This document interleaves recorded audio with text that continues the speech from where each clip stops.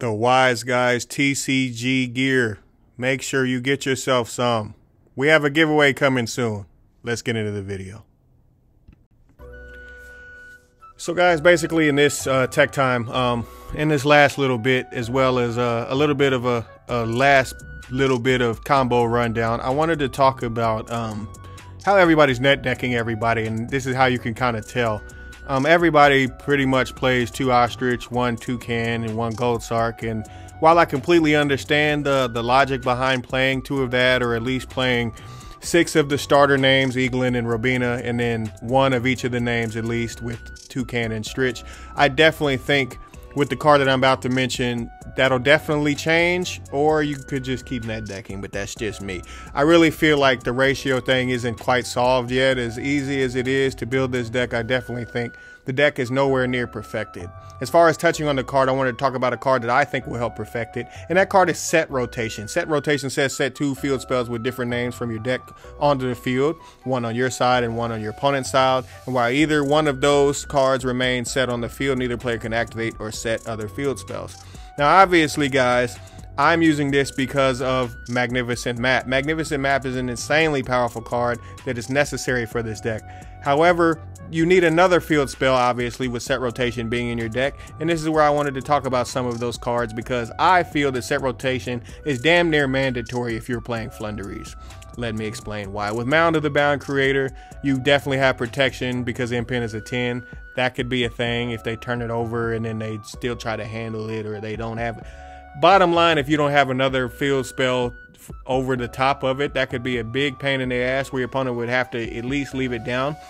And then obviously you have Elborz, the Samorg spell that I feel is the best choice, that or Midbreaker Field, which I'll talk about in a second. And Elborz specifically can fit right into the deck, whether that be to reveal that level 5 wind monster to be able to normal summon for 1 less tribute, or with the second effect that if you do control a winged beast monster, you can immediately after that effect resolves, normal summon 1 winged beast monster. You don't necessarily need the card, but if I'm playing a brick field spell, that or Midbreaker Field are the obvious choices in my opinion. Midbreaker simply because if they can't target you anyway and you open that, well, usually the Veiler and the Imperm is what would stop you, unless you're just stuck, or your hand is godly, or you were just stuck regardless. Those are definite things that you have to take into consideration. I'll touch why you need to play Set Rotation in a little bit. I'll come back to it, but I definitely had to point this out too. With Dimension Shifter and Effect Veiler both being spellcasters, which I find hilarious. Obviously you see spellcaster, and then here as well you see that Dimension Shifter is a spellcaster. So you're probably asking yourself why the hell I'm mentioning that. Guys, clearly, if you use their effects, you cannot go into your extra deck. I am saying this very cognizantly and very clearly. You cannot go into your extra deck. However, that's only if you use their effects. Kind of like Mirage Stalio says, you can't use you can't use a monster's effect that's not a fire monster effect, but you can still summon another monster. It's very similar to this case where you may have niche situations down in your extra deck. And I feel that this is where I'm noticing that people are 100% net decking, or they're not necessarily deep diving into the deck. If you were to play Set Rotation and then you are to play other cards, you specifically have an ability, as long as you don't actually use their effects, to then jump into the extra deck, and that is you can go from Hulk over to Selene and directly into Access Code Talker, because you play multiple spellcasters, especially if you're playing a card like Crossout. These cards are already in your deck. I'm mentioning that for the simple fact that if you don't use their effects, these options are open to you. And a lot of people, at least I've had it come up, and I've had a lot of people mention it come up for them, that sometimes you have to have these interactions in your extra deck just in case the engine can't quite get going. The other card I wanted to mention is Red Reboot. Red Reboot, obviously I've mentioned it in other videos where it can be extremely devastating in, as far as you using Mega Riser to be able to stack traps onto the top of your opponent's deck. But it also can be used defensively, as everybody already understands. But why I specifically like Set Rotation again, and why I'm touching on it again, is because Imperm and Evenly both get shut off as long as you have Set Rotation coming into play, because you're putting something on their side of the field. Therefore, they can't activate either one of those cards. This new card, I had to highlight this. I haven't seen a whole lot of people talking about it, and the card is going to make Floowandereeze at least compete for being the best deck. What I would say is at least somewhere near the top, because it can allow a card to resolve in a different place, and then it can also sack your opponent by giving you the 500 life points. I definitely feel like this card is going to completely change how the deck is played. Now, as far as the old combos that you already know, I don't need to spend a long period of time on that, because let's face it, Rabina into Eaglin, Eaglin into Impin, Impin into another card. It's already figured out. That stuff you don't need any help with. That's just the basic setup in case you've never seen it before. In the next one, I wanted to do the same thing, but this time I wanted to explain why you would place 2 Impin. I've noticed this multiple times, and this is showcasing that obviously if you pass to your opponent and it is their turn and you get to add a Rabina, you can pretty much end on the same kind of devastating board, and this can particularly help you to get out a barrier statue on your opponent's turn. So literally the Rabina by itself can equal that full board, and even though you might not have double Impin in your deck, that's just the consideration that you need to take into account if you are considering to play it.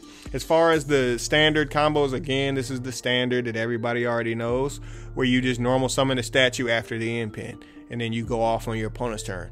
We already know that. The maximized combo that I feel like we can definitely use to be able to understand chain block, obviously with cards like Stree, and then be able to get cards like Barrier Statue, can help us play around cards like Gamma. If they had Gamma, they're not going to use it on the stretch. And then if you know that they have Gamma, or you know they're particularly playing a deck that might have Gamma in it, or you just start to see it come up in the meta, the more and more that the meta evolves, you would immediately normal summon the Barrier Statue instead of the Eaglin. And then with your regular normal summon, you can go into England, and that completely turns off Nibiru, which you already can do in the standard line of play. And that line of play can help you play around Gamma. And particular other hand traps, but that remains to be seen. You know, who knows what other opponents are planning when they're going against this deck. And in this combo, I specifically wanted to show you why I feel that a lot of people have been net decking, and I have to highlight this again because, well, let's face it, if I'm playing Reset Rotation, I have more copies of the field spell. At that point, I feel the Toucan is good to have it too, and not so much Stree, because Toucan can still wombo combo with the field spell to be able to either grab Rabina, or if you already have opened one of these cards, you don't need the Rabina necessarily, and you can go for Unexplored Winds or any other card that you may or may not have.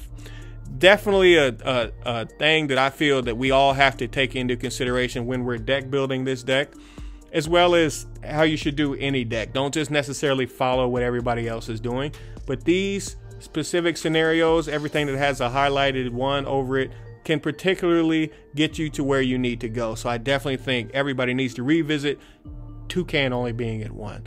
The last combo that I wanted to show for a little bit is really a duh type of thing, but I'm not necessarily a fan of cross out in this deck.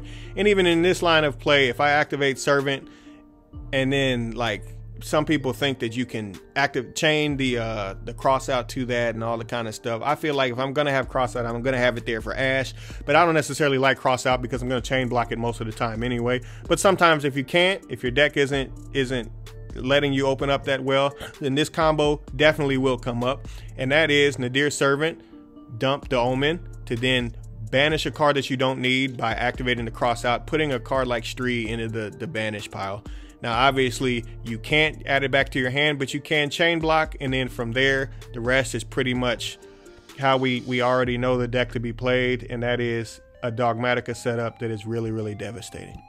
Guys, I know I've went to the well plenty of times with this deck, but this deck literally has a lot of theory that people really didn't take into account when they were picking up the deck. Everybody kind of thought it was a tier 2 bad control deck, and it definitely has shocked some people. I hope you guys have learned a little bit from this video, and I'll see you next time. I appreciate you for tuning in, and I'm out.